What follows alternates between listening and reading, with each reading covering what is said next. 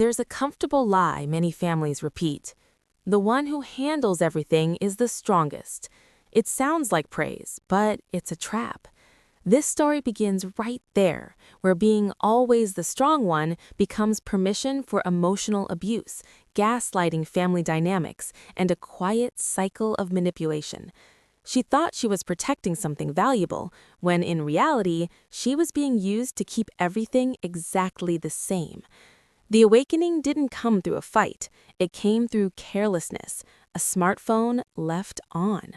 What sounded like an ordinary day revealed a cold plan, a strategy built on guilt and undeniable family betrayal. That moment erased all doubt. The scapegoat daughter finally saw the truth. And here's the paradox. The revenge wasn't loud. It was silent. Silent revenge. Choosing yourself without asking permission.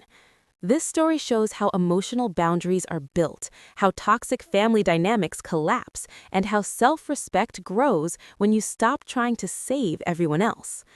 The farm was never just land, wood, and old fences. For her, it symbolized work done quietly, independence built the hard way, and refuge from the noise of toxic family dynamics that drained her soul. There, she wasn't just the scapegoat daughter trying to keep everyone comfortable as a people pleaser. It was the only place where emotional abuse, disguised as concern, seemed to loosen its grip. While others saw acreage, she saw years of sacrifice, resilience, and rare moments of self-respect. Her father, however, always spoke about the farm as if it were the family's future inheritance, even though it was legally hers. This belongs to the family, he'd say, a classic case of gaslighting family behavior. We'll sort it out later, always later. Those phrases kept everything vague and under control, a familiar family manipulation story built on guilt and delay. Ownership existed on paper, but emotionally, she was never allowed to feel free. Over time, the truth became unavoidable. She was an owner in theory, a visitor in practice. She paid for everything, managed everything, stayed always the strong one, yet needed emotional permission to exist there. That's how family betrayal often works. You build what you're never allowed to govern. What felt like discomfort slowly turned into emotional awakening. Something inside her was shifting, quietly preparing her for what was coming next. That day seemed painfully ordinary.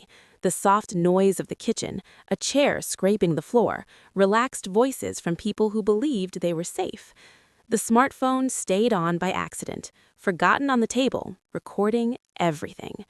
In many family manipulation stories, the truth doesn't arrive through confrontation, it slips in through carelessness. As she listened, something inside her began organizing itself in silence. It wasn't confusion or emotional venting, it was planning, strategy, carefully applied guilt, textbook toxic family dynamics. They talked about timing, about how she always understands, about how pressure works on her. That wasn't concern, it was a plan. Emotional abuse laid bare.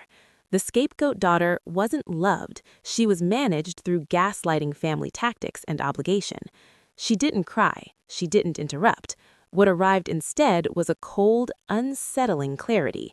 Years of being the people pleaser, carrying family guilt, holding everything together replayed in her mind. Emotional exhaustion finally had a name. That accidental moment didn't break her, it revealed everything.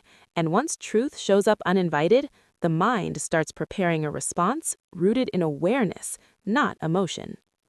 She realized confronting them would only repeat their game.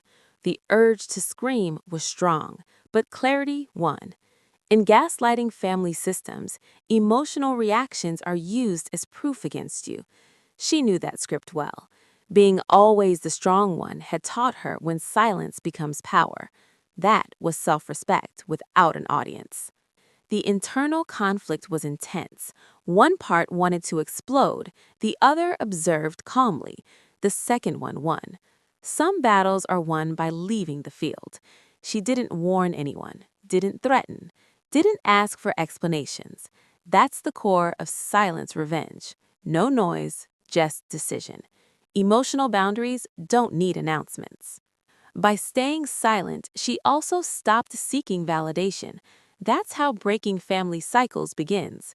You stop trying to convince people who benefit from your confusion. Everything looked normal on the outside, but internally, a strategy was forming, one that would only make sense when the next move happened.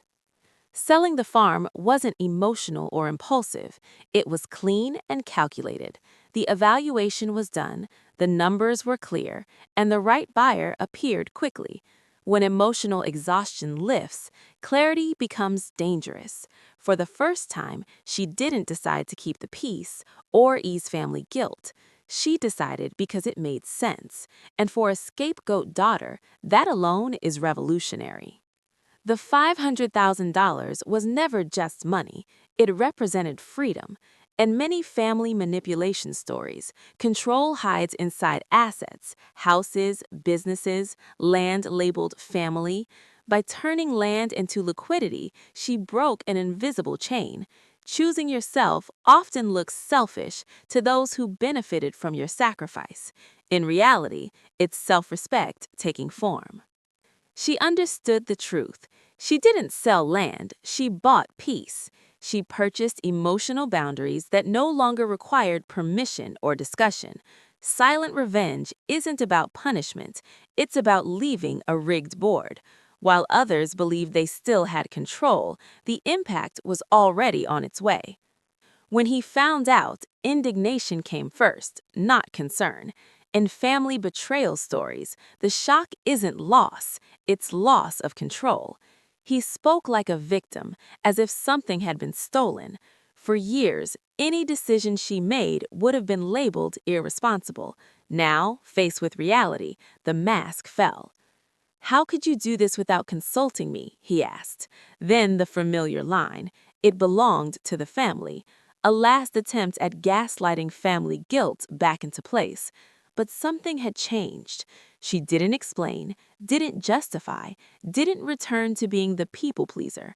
Her silence dismantled more than an argument. The role reversal was undeniable. He felt powerless. She stood firm, still always the strong one, but now by choice.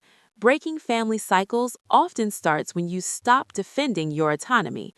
What once looked like submission became presence, and that silence set the stage for the final confrontation. The conversation was short and calm. No shouting, no drama. That alone disrupts toxic family dynamics. She spoke like someone who had already crossed emotional awakening. She wasn't there to win. She was there to end a cycle. Sometimes self-respect is choosing not to raise your voice. She told him she had heard everything, every word, every plan. The silence that followed was heavy. In emotional abuse systems, truth creates more discomfort than anger. There was no denial left, no narrative to flip. Gaslighting failed. Her final words landed quietly but precisely. "You taught me to be strong. You just didn't realize I'd one day use that strength against the abuse." That's when the scapegoat daughter stepped out of the role. Silent revenge doesn't destroy families, it exposes what was already broken, and something new begins on the other side of that silence. Maybe you recognized yourself in this story, being the people pleaser, the always the strong one, carrying family guilt and waiting for acknowledgement. But the truth is, in toxic family dynamics, the system only works as long as someone agrees to burn out.